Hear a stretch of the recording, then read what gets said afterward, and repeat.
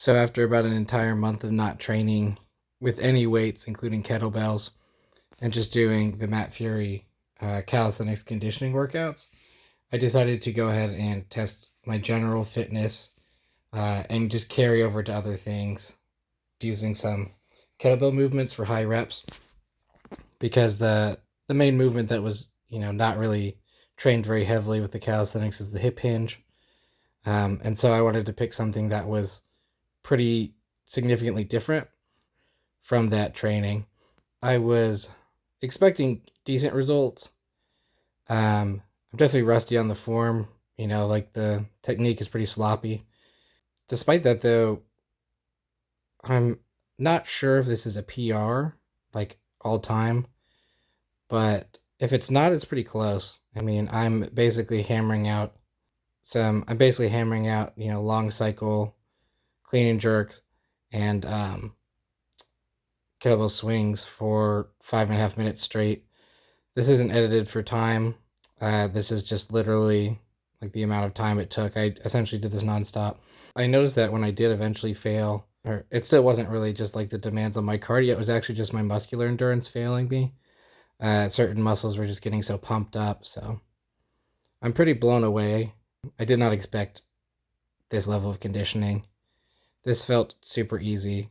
The other thing I noticed was that I definitely had strength and muscular endurance in specific areas that are usually my weak points. My legs felt honestly less powerful than normal, but I think in these movements I tend to almost over rely on my lower body for strength, where I found with this, my core and upper body were really connected and felt very sturdy. My elbows felt, rock solid. My core felt great. Everything felt super connected, and it was like more of a whole body movement.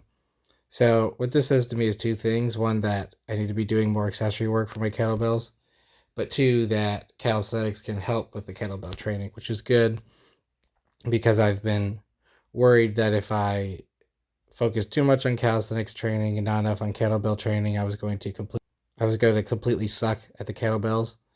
But it seems that there is a fair amount of carryover in terms of the accessory muscles.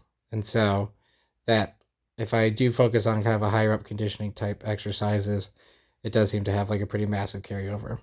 So this makes me think that there's just going to be a lot of carryover to physical fitness in general, which is pretty exciting.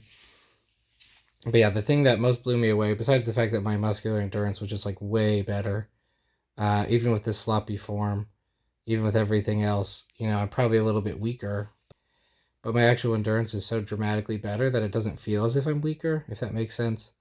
Like, I just am accumulating so little fatigue.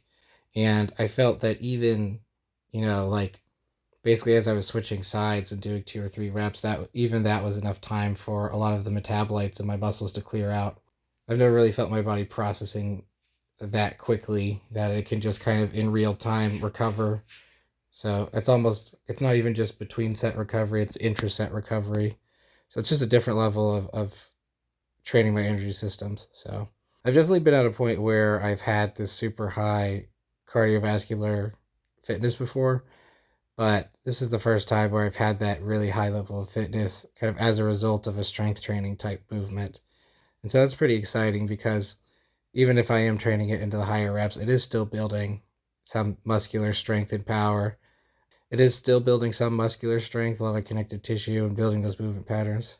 I think the other thing I'd take it away from this is that core strength is like definitely the holy grail of kettlebell training. Like, the more solid your core is, the more you can just connect the power between your lower body and your upper body and make your entire body kind of a cohesive chain of movement instead of three separate things. So, but yeah, here it's like I didn't even feel really out of breath. I don't think I ever probably hit more than 140 beats per minute.